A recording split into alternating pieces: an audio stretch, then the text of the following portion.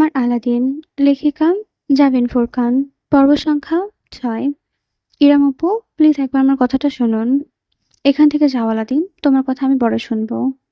না, আপনাকে এক্ষুনি শুনতে হবে, এই মুহূর্তে। আমার খুব দরকার আপু। পরে আসতে বলেছি। না, আমি এখন বলবো। পরে। যাও আলাদিন, আমার চোখের সামনে থেকে দূর হও। ধরফর করে বিছানায় উঠে বসলো সাইবান। সমস্ত শরীর ঘেমে একাকার হয়ে গিয়েছে তার। এসি চলছে, কোনো কাজেই দিচ্ছে না সেসব। বুকটা ভারী চাপ জেগে বসেছে। পায়ের সঙ্গে কম্বল পেঁচিয়ে আছে তার। খানিক উদ্ভ্রান্তের মতন এদিকে তাকিয়ে বেড়াচ্ছে সে।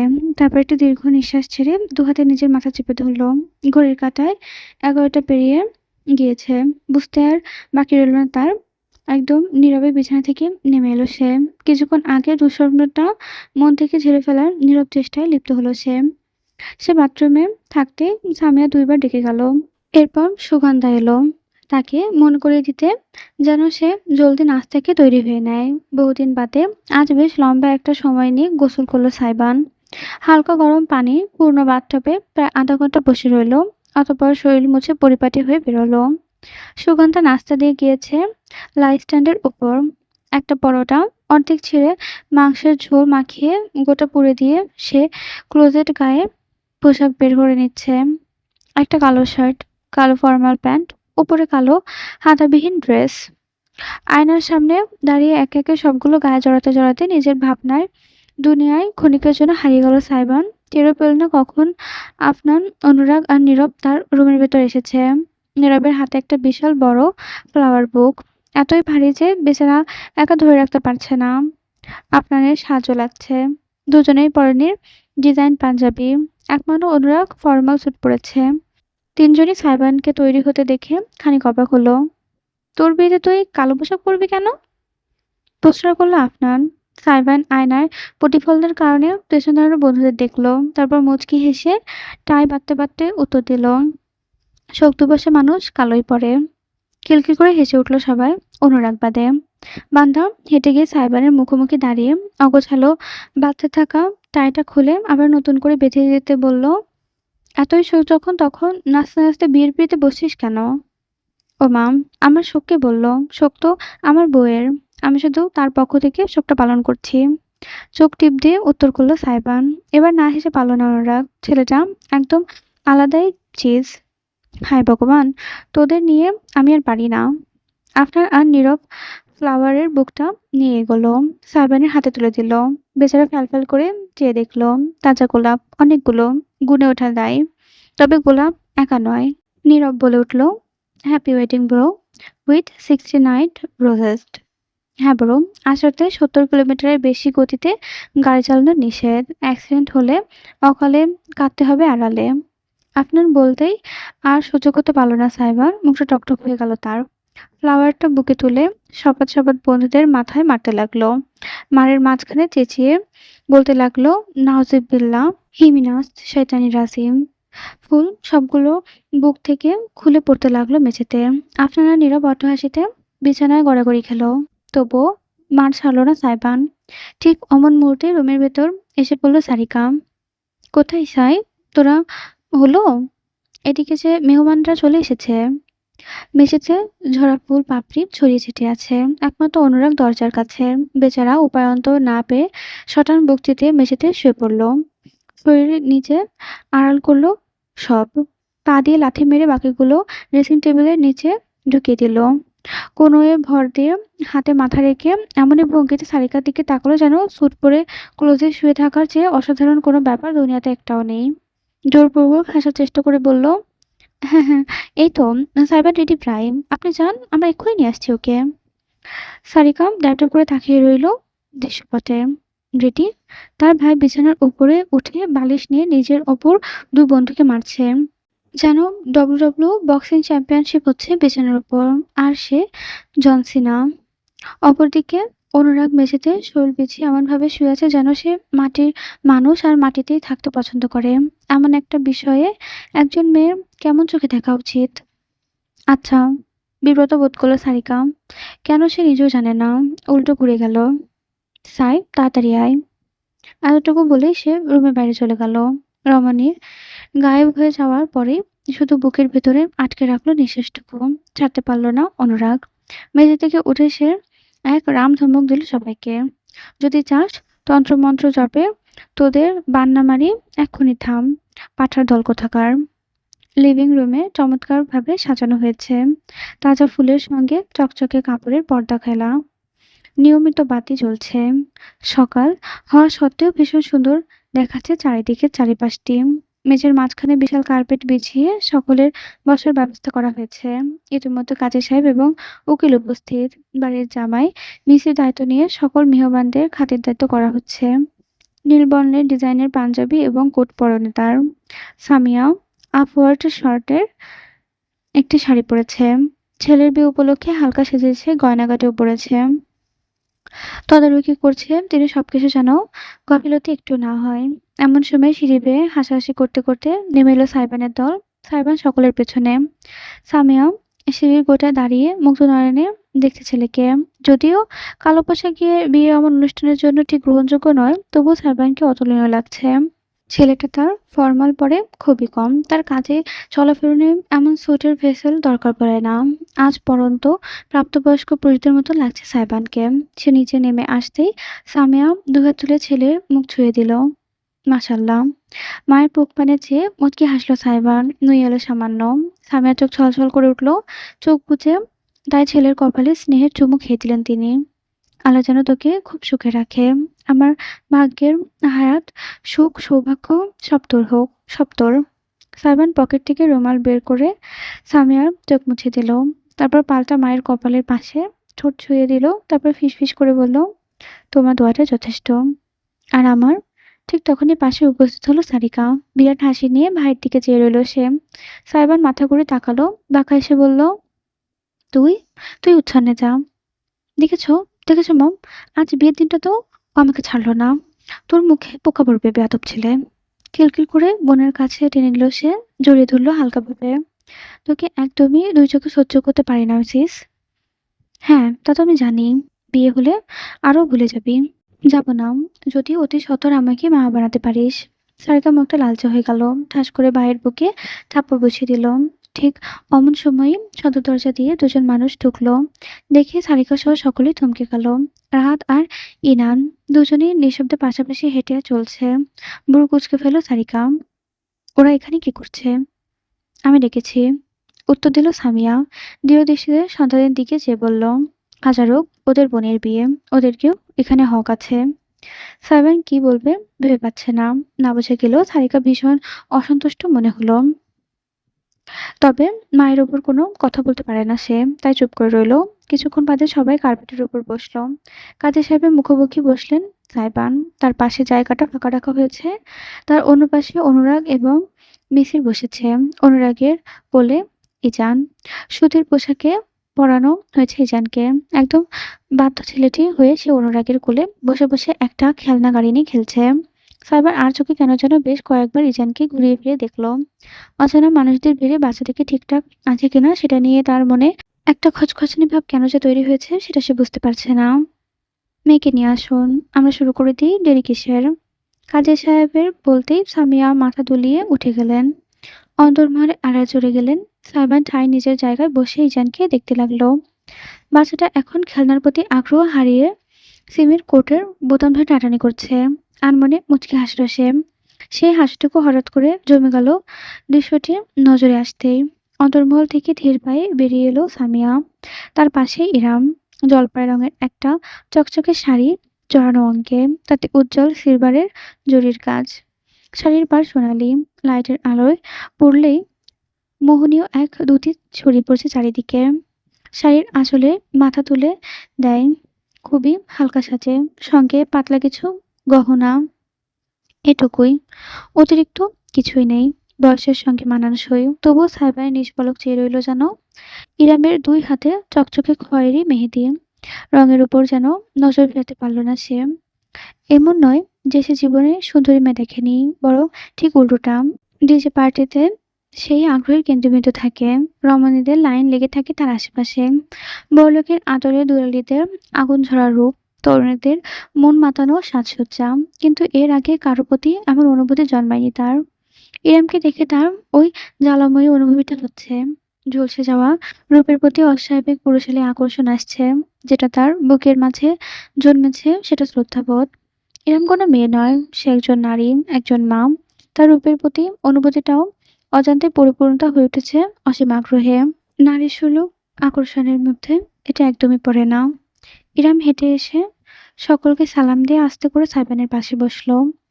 তার কাজল টানা চোখ শুরুতেই ইজানকে খুঁজে বেরোলো। ছেলে নিরাপদে আছে দেখে নিশ্চিত হওয়ার জন্য তার এই আশা।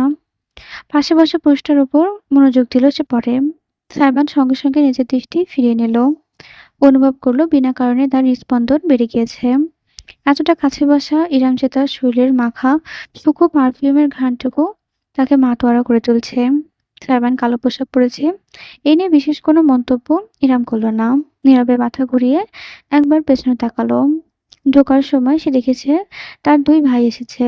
সকলের থেকে পেছনে কার্পেটের একদম শেষ কিনারায় বসেছে তারা। রাহাত মুখ নিচু করে নিজের ফোন ঘাঁটছে। ইনান অবশ্য ইরাম তাকাতেই বিরাট একটা হাসি দিল। মুখ তুলে তাকালো। তার গালে একটা ব্যান্ডেজ দেখা গেল। কালকে তো সুস্থ ছিল, এক রাতে কি এমন হয়ে গেল? মনে মনে ভাবলেও আপাতত জিজ্ঞেস করার সুযোগ নেই। পরে কথা বলবে ভেবে ইরাম মাথা তুলে ফির তাকালো। অনবিলম্বে বিয়ের কাজ শুরু হলো। ইরামের বয়সের ব্যাপারটা আসলেই উকিল ব্রুতুলে তাকালেও কাজী সাহেবের পক্ষ থেকে কোনো অস্বাভাবিকতার প্রতিক্রিয়া এলো না। তিনি অতি স্বাভাবিকভাবে সকল কিছু করছেন। সারিকার কয়েকজন বান্ধবী এসেছিল দাওয়াতে। তারা অবশ্যই সেই মুহূর্তে কানাঘুষা শুরু করে দিল। সারিকা, কি ভাবছিস তোরা? তোর ভাইয়ের জীবনটা সবেমাত্র তো শুরু হলো, আর সেখানে তাকে একটা বাচ্চার মায়ের সাথে জুড়ে দিয়েছিস। 7 বছর? ভাই 3-4 বছর হলে মানা যেত, কিন্তু এত? উনি তো অর্ধেক বুড়ি হয়ে গেছে, সাইবানের সঙ্গে যাবে কিভাবে? সারিকা প্রতিক্রিয়া না করার চেষ্টা করলো, কিন্তু কথা বলা ততক্ষণে ছড়িয়ে গেছে। যদিও সামিয়া এই ভয়ে একদম কাছের মানুষদের ছাড়া কাউকে দাওয়াত করেনি, তবু এমন অনাকাঙ্ক্ষিত ব্যাপারটা তাকে একই সঙ্গে লজ্জিত এবং ক্রোধিত করলো। তিনি রাগঢাক করলেন না, সোজাসুজি বলে দিলে, তোমরা না আধুনিক মেয়ে, এমন সস্তা সেন্টিমেন্টাল নিয়ে কিভাবে চলো? মেয়ে চুপ হয়ে গেল সঙ্গে সঙ্গে।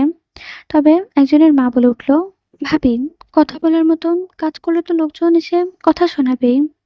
আমি সন্দেহ করেছিলাম আপনার ছেলের বিয়ের এত ছোট অনুষ্ঠান করেছেন ভেবে, তবে এই ব্যাপারে বুঝতে পারিনি। যতই বলুন, একজন ছেলে আর একজন মেয়ের তো আর এক না। মেয়েরা খুব তাড়াতাড়ি ম্যাচিওর হয়ে যায়, সেখানে আপনার ছেলে এত বড় একজনের সঙ্গে কিভাবে সংসার করবে, সেটা মা হয়ে আপনার ভাবা উচিত ছিল নয় কি? ভাবেননি বলেই অবাক হচ্ছি। এমনও মা হয়? এখানে ধর্ম একটা সম্পর্ককে জায়েজ ঘোষণা করেছে, সেখানে আপনারা এমন কথা কিভাবে বলতে পারেন? হঠাৎ করে ভেসে এলো কাজী সাহেবের তীব্র কণ্ঠস্বর। মুহূর্তেই পিনপত নীরবতা নেমে এলো চারপাশে। কাজী সাহেব কাগজপত্র রেখে মুখ তুলে তাকালো। মুখভর্তি সাদা দাড়ি, জল জল চোখে পড়া চশমার ভেতর থেকে তিনি তাকালেন সামনে। আপনাদের সকলে আগ্রহ নিয়ে একজন মা নিজের ছেলের বিয়ের সাক্ষী হতে দাওয়াত করেছে। আপনাদের অতিথি হিসেবে মার্জিত আচরণ করা উচিত, সমালোচনা না। এবারে কেউ কোনো কথা বলতে পারল না। কাজী সাহেব সরাসরি তাকালেন সাইফিনের দিকে। আপনার স্ত্রী আপনার থেকে বয়সে বড়, আর তার একটি নাবালক শিশু সন্তান আছে। এই নিয়ে আপনার আপত্তি আছে? সাইফা তীক্ষ্ণ দৃষ্টিতে তাকালো, অতঃপর জবাব দিল, না। মুচকি হাসলেন কাজী সাহেব। বেশ, তবে নিকাহ কার্যকর তো জারি রাখি। উকিল এবং কাজী সাহেব মিলে সবকিছু ঠিকঠাক করলেন। করার পর অবশেষে এলো সেই মহাক্ষণ। মরহুম রইজুল কিবরিয়া সূচক কন্যা ইমরান কিবরিয়া, আপনি কি 11,11,101 টাকা দেনমোহর ধার্যে এ.কে.এম আহমদ উদ্দিনের সুযোগ্য পুত্র সাইবান আলাদিনকে নিজের স্বামী হিসেবে গ্রহণ করতে রাজি? রাজি থাকলে বলুন, কবুল। একটি দীর্ঘশ্বাস টানল ইরাম। তার মনে হলো কয়েক সেকেন্ডের ব্যবধানে নিজের গোটা জীবন থেকে ঘুরে এলো সে।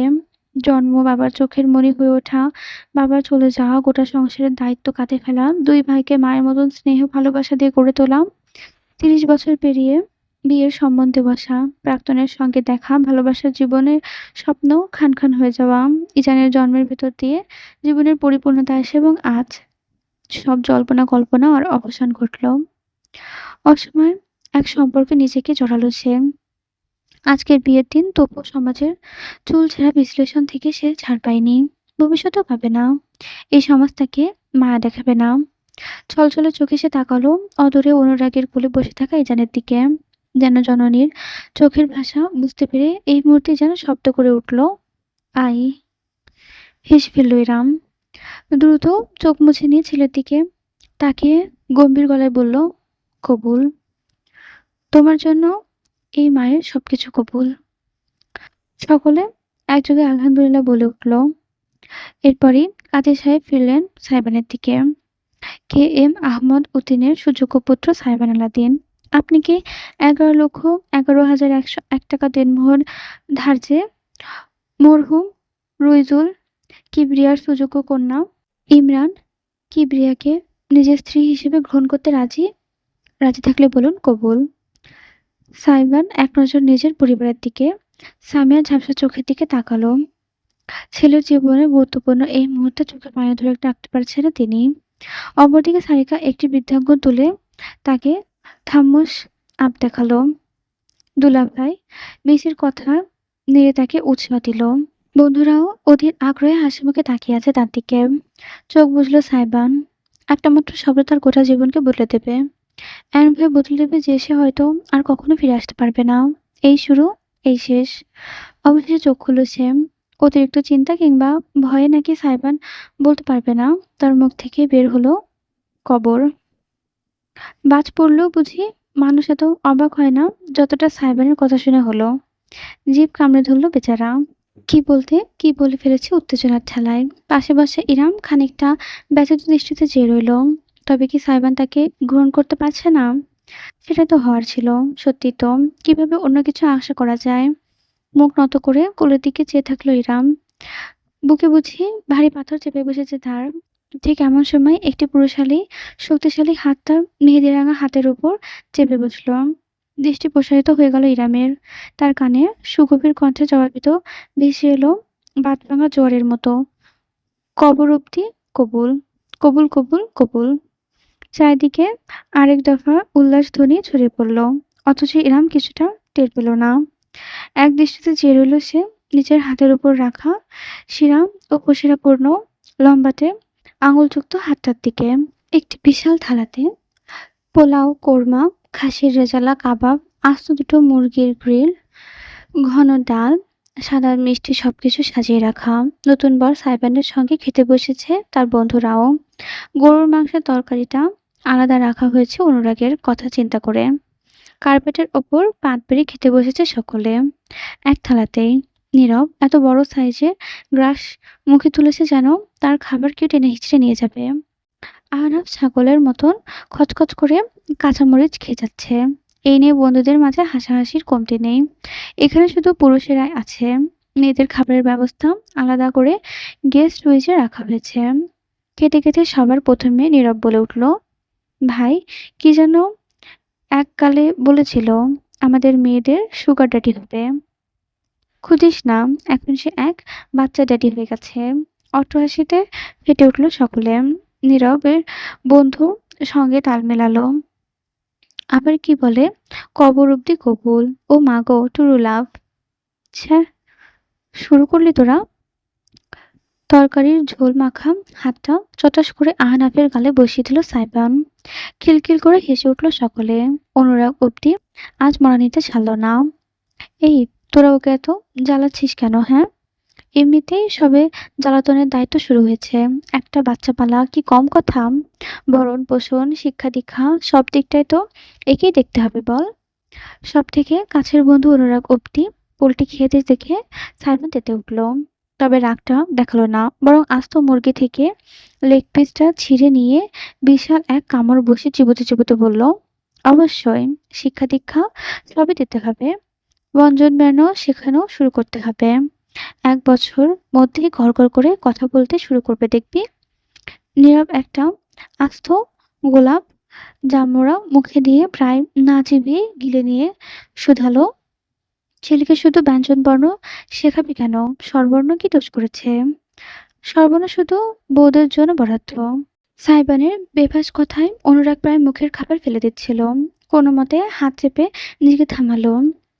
কেশে ফেলল বেচারা।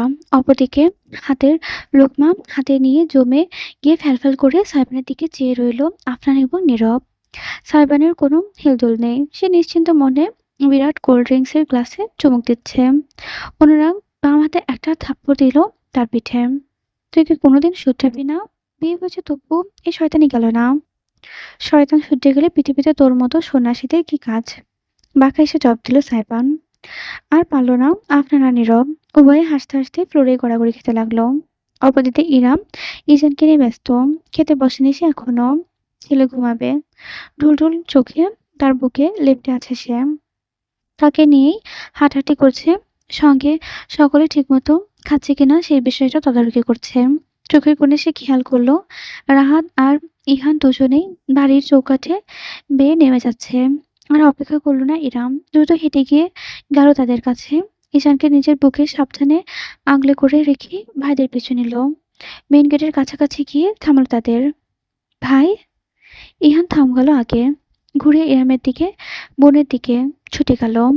রাহাত খানিকটা অপ্রস্তুত ভঙ্গিতে দূরে দাঁড়িয়ে রইল। আপু! ভাইয়ের মুখের দিকে চেয়ে খানিক আদর করে দিল ইরাম। শুধালো, খেয়েছিস? হুম। তোর গালে কি হয়েছে? ব্যান্ডেজ লাগানোর গালটা হালকা একটু ঘষে ব্রু কুঁচকে ফেলল ইহান। ইঁদুর কামড়েছে। ইঁদুর? চোখ কপালে উঠে গেল ইরামের। হতবাকের ন্যায় চেয়ে রইল ছোট ভাইয়ের মুখের পানে। ইঁদুর এলো কোথা থেকে? জানি না। আমার রুমে তেলাপোকা ছিল, ইঁদুর না। কিন্তু গতকাল রাতে কোত্থেকে যেন এলো। পালিয়েও গেল। ঠিকমতো দেখতে পাইনি। ধরতে পারলে পিষে ফেলতাম শালাদের। ডাক্তার দেখিয়েছিস? Tetanus injection? চিন্তা করো না, ইনজেকশন দেয়াই আছে। ফার্মেসিতে দেখিয়েছি সকালে। লাল দাগ হয়ে গিয়েছে। বলতেছে কয়েকদিন গরম পানির ছেঁক দিলে ঠিক হয়ে যাবে। গজগজ করে বলল ইহান। ছোট ভাইয়ের রুমে ইঁদুর ঢোকার রহস্য ইরাম ধরতে পারলেও বিশেষ কোনো মন্তব্য করলো না। ইহানও সেই বিষয়ে কথা বলল না, বরং আগ্রহ নিয়ে তাকালো ইজানের দিকে। গাল টেনে দিল। আমার মামাটা কেমন আছে? হুম? ইজান কুইক কুইক করে আবারও মায়ের বুকের মাথা গুজে ফেলল। হাসলো ইহান। আহারে, শরম পেয়েছে বেচারা। পরক্ষণে সেই হাসি মুছে গেল তার। জলজলে দৃষ্টিতে দেখলো ইলামকে। তুমি এমনটা কেন করলে আপু? আমি কিছুতে স্বস্তি পাচ্ছি না। ওদের সঙ্গে তুমি, ওই লোকগুলো। হুস!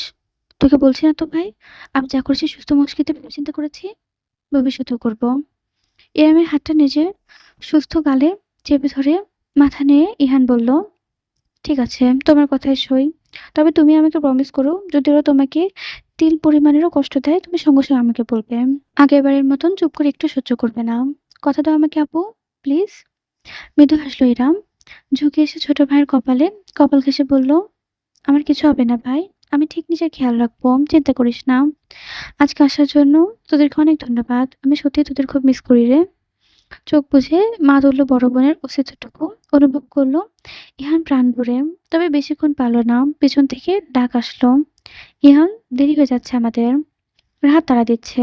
ইহানকে বেশ অসহায় দেখালো। করুণ চোখে একবার ইরামের দিকে চেয়ে সে পিছিয়ে গেল। ইরাম তীব্র দৃষ্টিতে দেখলো রাহাতকে। পায়ে পায়ে হেঁটে কাছে এগিয়ে গেল। আমার সঙ্গে কথা না বলে চলে যাচ্ছিস? কথা বলার মতন মুখ তো তুমি রাখোনি আমাদের আপু। মহল্লার এর মধ্যে ছিঁচি পড়ে গিয়েছে। সারাদিন ওই বাড়ির ভেতর বসে থাকলে জানবে কিভাবে। রাহাতের কাট কথা এবার আর কষ্ট হলো না ইরামের। ঠিকই, নাক কেটে ফেলেছি তোদের, তাই না? হ্যাঁ, ভাবলে আমাদের লজ্জা লাগে তুমি নিজের হাঁটুর বয়সে একটা ছেলের সাথে বিয়ে করেছ। তা আবার ওই যে কিনা ডিজে না টিজে নেশার পার্টি করে বেড়ায়। আত পাগলা বেয়াদব ছেলে একটা। দুলাভাইকে নিয়ে ভদ্রভাবে কথা বলবি। ইরামের হঠাৎ প্রতিবাদে থমকে গেল রাহাত। প্রসারিত নয়নে চেয়ে রইল বড় বোনের দিকে। ইরাম তার মুখোমুখি হলো বিনা দ্বিধায়। বোনকে যখন সামান্য আশ্রয়টুকু দিতে পারিসনি, তখন তার ব্যক্তিগত জীবন সম্পর্কে কথা বলতে আসবি না। আর হ্যাঁ, আরেকটা কথা। ঈশান ঘুমিয়ে গিয়েছে বুঝতে পেরে ছেলেকে কাঁধের উপর তুলে নিয়ে নিজের শাড়ির আঁচল দিয়ে ঢেকে নিজের ইরাম দৃঢ় গলায় বলে, মায়ের সম্পত্তিতে মেয়েদের ভাগ আছে। মুন্সিবাড়িতে আমার যে ভাগ, সে ভাগ আমায় বুঝিয়ে দিবি। না হলে সমপরিমাণ টাকা দিয়ে সে ভাগ আমার থেকে কিনে নিবি। 2 মাস সময় দিচ্ছি। কি করবি ভেবে আমাকে জানাস। আর দাঁড়াল না ইরাম। হতবাক রাহাতের সম্পূর্ণরূপে উপেক্ষা করেই সে এক নজর না ফিরিয়ে হাঁটা দিল। বাড়ির ভেতরে চলে গেল সে। ইহান নিজের জিন্সের পকেটে হাত ঢুকিয়ে তির্যক হেসে বড় ভাইয়ের পাশ কাটিয়ে যেতে যেতে বলল, সারা জীবন বিড়াল দেখতে দেখতে একদম ভুলেই গিয়েছিলে তাই না, যে বিড়াল কেন বাঘের মাসি হয়? রাত ৯টা। সারাদিনের হট্টগোল আর ক্লান্তির পর অবশেষে ইরামের বিশ্রামের সুযোগ হয়েছে। এত সময় যাবৎ তেমন কিছু মনে না হলেও এখন বাস্তবতা সম্পূর্ণরূপে ইরামকে ঘিরে ধরেছে। কারণ গেস্ট রুমের বদলে তার ঠাঁই হয়েছে সাইবানের বেডরুমে। রুমটা আধুনিক, অতিরিক্ত আসবাবপত্রের বালাই নেই। যেটুকু আছে তাও মডার্ন ডিজাইনের, কালো ধাতুর তৈরি। বিছানার বেডশিট অব্দি কালো রঙের, সিল্কের কাপড়ের ওপর লাল গোলাপের পাপড়ি ছড়িয়ে রাখা। ঈদে উষিত বেশ কয়েকটি তাজা রজনীগন্ধা ছড়া মোহনীয় ঘ্রাণে মাতোয়ারা করে তুলেছে রুমটাকে। তবুও এর মালিককে প্রকৃত প্রকৃষ্টিতে পুরোপুরি ঢাকতে পারছে না। দেয়ালে মাইকেল জ্যাকসন আর চাইনিজ কিংবা কোরিয়ান কোনো বয় ব্যান্ডের পোস্টার টানানো। আরো কয়েকটি চেহারা আছে, তবে এই সেলিব্রিটিদের ইরাম জানে না। দেয়ালের একপাশে সাউন্ডের বেশ কিছু যন্ত্রপাতি, সঙ্গে ছোট কন্ট্রোল বোর্ড।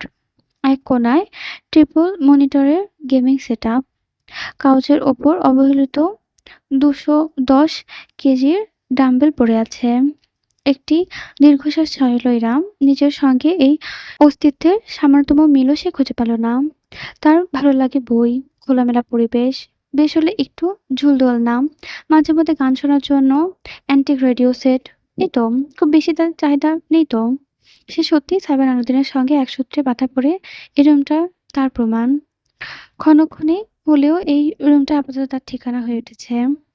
হিসাব মোতাবেক আজকে ইরামের বাসর রাত। তবে এই রাত নিয়ে কোনো প্রকার আগ্রহ, আকাঙ্ক্ষা কিংবা ভাবনার ইচ্ছাটুকুও তার মাঝে নেই। ঈশানকে আজ কৌশলে সামিয়া নিজের কাছে রেখে দিয়েছে। মুখে না বললেও ইরাম বুঝতে পেরেছে তাদের প্রাইভেট দিচ্ছে, যার আদতে কোনো প্রয়োজনীয়তাও নেই। এমন কিছু এখানে হতে যাচ্ছে না। তবে সেই কথা শুধু সে আর সাইবানি জানে। নিজের শাড়ি বদলানোর কথা ভাবল ইরাম। তবে সঙ্গে করে কাপড় আনতে তো ভুলে গিয়েছে। দরজা খুলে বাইরে গিয়ে আবার নিয়ে আসবে, এত কাহিনী কে করবে? তার থেকে গয়না খুলে একটু ফ্রেশ হওয়া যাক ভেবে ইরাম গলা আর কান থেকে হালকা গয়নাগুলো খুলতে রাখলো।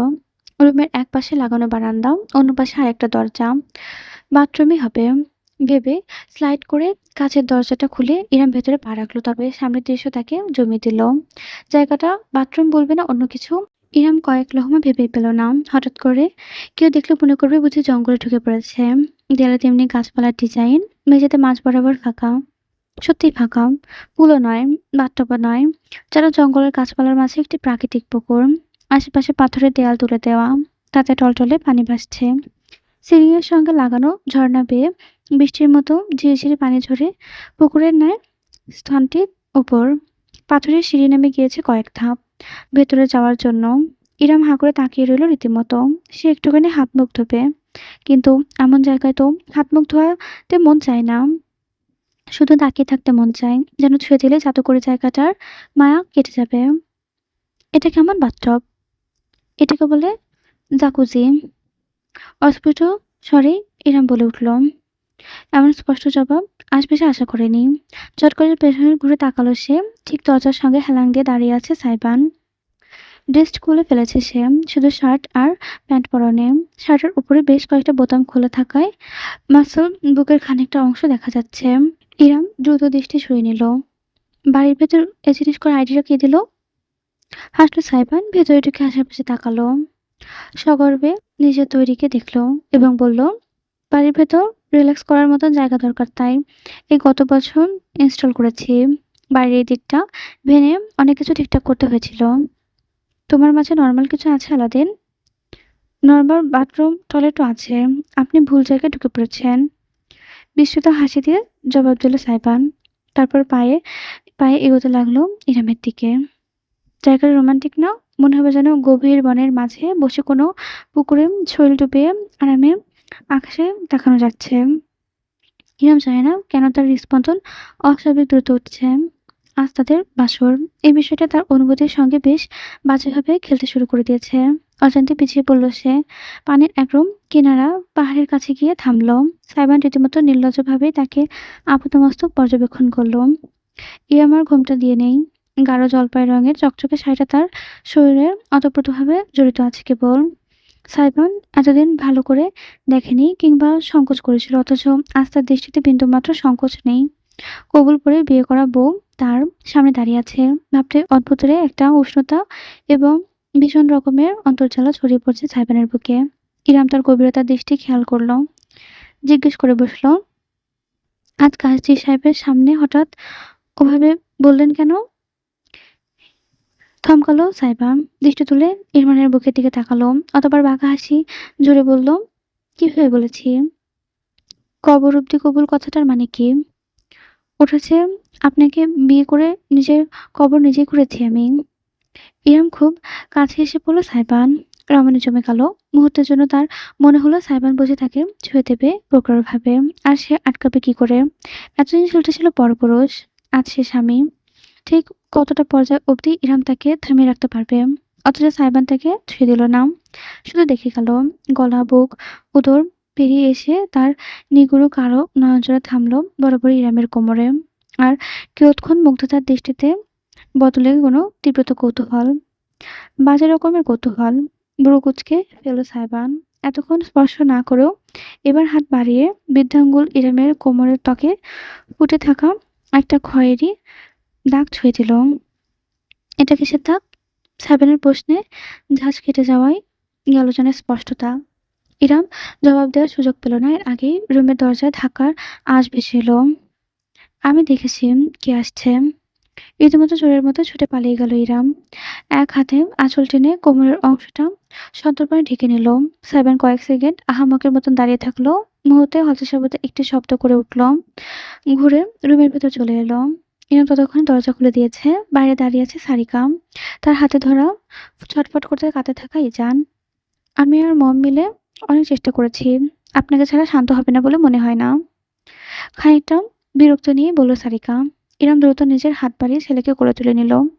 সারিকা অপেক্ষা অবধি করল না। যেমনই হঠাৎ এসেছিল তেমনি হঠাৎ করে চলে গেল। একটি নিঃশ্বাস ফেলে দরজা আটকে চিৎকার করে কাঁধে থাকা ইজানের দিকে তাকালো সে। বিছানায় গিয়ে বসলো ইরাম। এই যে নানা সোনা, আমার কুতুবু, আমার এই তো আম্মু এখানে। আম্মু কোথাও যায়নি। এই যে সোনা, এই যে আমার বাবাটা। ছেলেকে দুলিয়ে দুলিয়ে শান্ত করতে চাইছে ইরাম, অথচ কোনো কাজ হলো না, বরং সামনের সাথে সাথে আরো তার সজোরে কাঁদতে থাকার আওয়াজ বাড়তে লাগলো। ছোট শিশুটির মুখ লালচে হয়ে উঠেছে কান্নার কারণে। ইরাম সইতে পারল না। মুখ আঁকড়ে ধরল ছেলেকে। না না, কাঁদে না আপু। আর না, আমার কষ্ট হয়তো। কুচবু প্রথমত বিশেষত পাত্তা না দিলেও মনিটরের সামনে গেমিং চেয়ারে বসে মোবাইল স্ক্রল করতে শুরু করলো সাইবান। বাচ্চার আওয়াজ বেরম তীক্ষ্ণ তার কাছে লাগে, তার কানে লাগছে বাজেভাবে। তবে যখন প্রায় ২০ মিনিট পরেও কান্না থামার নামগন্ধ হলো না, তখন মোবাইল রেখে উঠল সাইবান। খানিকটা তেজি কণ্ঠে বলল, কি সমস্যা? এত ভ্যান ভ্যান করে কাঁদছে কেন পোটলাটা? হাগু পেয়েছে আবার? ইরাম হাসলো, বরং খানিকটা অসহায় দৃষ্টিতে চেয়ে বলল, বুঝতে পারছি না। কান্না করে অনেক, কিন্তু এতক্ষণ ধরে একটানা কোনোদিন কাঁদেনি। কোনো সমস্যা হচ্ছে ব্যাপারটার? আম্মু বুঝতে পারছে না। আম্মু পচা। ইরাম চোখ ছলছল করে উঠল। ছটফট করতে থাকা ইজানকে বুকে চেপে ধরে রেখেছে সে। দৃশ্যটা দেখে কেন যেন ভীষণ অশান্তি অনুভব করলো সাইবান। আমি জানি পোটলার কান্না কিভাবে থামাতে হয়। হঠাৎ করে বলার সাথে সাথে দেয়াল ঝুলন্ত টিভির রিমোটের দিকে অন করলো সাইবান। ইরাম ড্যাব ড্যাব করে চেয়ে রইল ক্ষণকাল। সাইবান ততক্ষণে মেঝের মাঝখানে দাঁড়িয়ে গিয়েছে। টিভির ভলিউম বাড়িয়ে দেয় সে। গান ছাড়লো। পরক্ষণে রিমোটটা ছুঁড়ে ফেলে ২ পা ছড়িয়ে দাঁড়ালো। Was this পোটলা? দিলবার দিলবার গানের তালে তালে কোমর দুলিয়ে সাইবান এমন অদ্ভুত ভঙ্গিতে করে উঠল যে ইরামের হাসি চাপা দিতে মুখে হাত চাপতে হলো। অথচ অবিশ্বাস্য ব্যাপার, সাইবান নাচতে শুরু করার সঙ্গে সঙ্গে ইজানের কান্না থেমে গিয়েছে। নাক টেনে অশ্রু সজল চোখে এক দৃশ্যে তাকিয়ে রইল। তার সমস্ত আকর্ষণের কেন্দ্রবিন্দু এখন সাইবানের নাচ। अब तो होश न खबर है, या क्या असर है तुमसे मिलने के बाद। সাইবানের কোমর দোলানে নাচের তালে তালে আচমকা ইজান হাতে তালি মেরে বুঝিয়ে দিল, ইরাম না পারতেও হেসে ফেলল। তার চোখের পানি হুট করে শুকিয়ে গিয়েছে। সাইবারের নাচের সাথে সাথে ইজানের যেন সব ভুলে গিয়েছে। লাফিয়ে ওঠায় তার মনের দাগ কেটে গিয়েছে। অজান্তে সে জ্বলজ্বল চোখে চেয়ে রইল সামনের মানুষটার দিকে। পাগলাটে এক ছেলে, একদম লাগামহীন ঘোড়ার মতো। বেশমরক মতন কোমরে দুলিয়ে যাচ্ছে সে। ভালোই দুলাচ্ছে। যদিও ইরামে লজ্জাবোধ করল। কি ভাবছে সে? তবে তার বিশেষ কোনো সন্দেহ রইল না। এই বিবাহিত জীবনটাকে যত কঠিন হবে বলে সে ভেবেছিল, ততটা কঠিন নাও হতে পারে। পরদিন সকাল। একদম ভোরের ঘুমে ভেঙে গিয়েছে সাইবানের। ফ্রেশ হয়ে জিম রুম থেকে ১ টা ঘন্টা ওয়ার্কআউট করে সাউন্ড রুমের কিছু যন্ত্রপাতি ঠিকঠাক করে এসেছে। বাড়ির সবাই এখনো ঘুমে। শুধু সুগন্ধা উঠেছে বোধহয়। নিচতলার কিচেন থেকে থালা বাসনের শব্দ শোনা যাচ্ছে। ঘেমে একাকার হয়ে গিয়েছে সাইবান। বাথরুম থেকে সংক্ষিপ্ত একটা গোসল সেরে তোয়ালেতে মাথা মুছতে মুছতে যখন বেরোলো, তখনই ঘড়ির সামনে এসে দাঁড়ালো সে। ৮:৩০। তোয়ালে বারান্দায় ঝুলিয়ে সে যখন রুমের ভেতর ফিরে এলো, তখন দেখতে পেল ভীষণ অপ্রত্যাশিত একটা দৃশ্য তাকে স্বাগতম জানালো। তার বিছানার ওপর পরম শান্তিতে ঘুমিয়ে আছে ইরাম। রমণীর বুকের সাথে ঘেঁষে গভীর ঘুমে আচ্ছন্ন ইজান। গতকাল প্রায় ভোরের দিকে ঘুমানোর সুযোগ হয়েছিল। সারাটা রাত থেকে থেকে জেগে উঠেছে, মাকে জ্বালাচ্ছিল সে। সাইবার মরার মতো সোফায় পড়েছিল। বালিশ চাপা দিয়ে রেখেছে কানে। হাতে গোনা কিছু ঘন্টা হয়তো ঘুমিয়েছে। আবার ৭টার আগে উঠে পড়েছে। গভীর দৃষ্টিতে দেখল সে, বিছানায় থাকা মা সন্তান উভয়ের উপর সকালের স্নিগ্ধ আলোর রশ্মি প্রতিফলিত হয়ে একটি স্বর্গীয় ভাব সৃষ্টি করেছে। সাইবার নিষ্পলক চেয়ে রইল। তবে কতক্ষণ যাবৎ চেয়ে রইল সেটা সে বলতে পারবে না। তার ভাবতে অবাক লাগে, বিছানায় শুয়ে থাকা রমণী এবং ছোট নাজুক প্রাণীটা তারই পরিবারের অংশ। পায়ে পায়ে বিছানার কাছে এগিয়ে এলো সাইবান। গতকালের ক্লান্তি তাকে ঘুমাতে দেয়নি। অপরদিকে ইরামকে জড়িয়ে রেখেছে গভীর ঘুমের চাদর। অজান্তেই হাঁটু মুড়ে বিছানার পাশের কার্পেটের উপর বসে পড়ল সে। ইরামের একটা হাত লম্বা করে রাখা, অপর হাতটায় ইজানের শরীরের উপর। ২ হাতে টকটকে মেহেদি। সেই মেহেদিতেই দেখে কিছুটা এক প্রকার মাথায় এলো সাইবানের। ঝুঁকে এলো সে। লম্বা করে রাখা হাতটার উপরে ঝুঁকে অতি মনোযোগ দিয়ে কিছুটা দেখতে লাগলো সে। সিম্পল অথচ বেশ সুন্দর কারুকার্য। জ্বলজ্বল করছে যেন রত্নের মতো। হৃৎস্পন্দন বেড়ে গেল সাইবানের। অন্য হাত সে খুঁজে বেড়ালো কোথায়, কোথায় আছে কি নেই। অবশেষে সাইবান খোঁজ পেল। দৃষ্টি প্রসারিত হলো। সঙ্গে ঠোঁটে ফুটল এক পরিতৃপ্তি মায়াবী হাসি। গচা বিড়বিড় করল সে আপন মনে। ইরামের হাতের মধ্যখানে এবং অনামিকা আঙুলের ঠিক মাঝখানে চাপা জায়গায় পেঁচানো অক্ষরে লেখা, আমার আলাদিন। ফিসফিস করে উচ্চারণ করল সাইবান। জানে না কেমন অনুভূতি হলো বুকের ভেতর। নিষ্পলক চেয়ে রইল এক নাগাড়ে সে।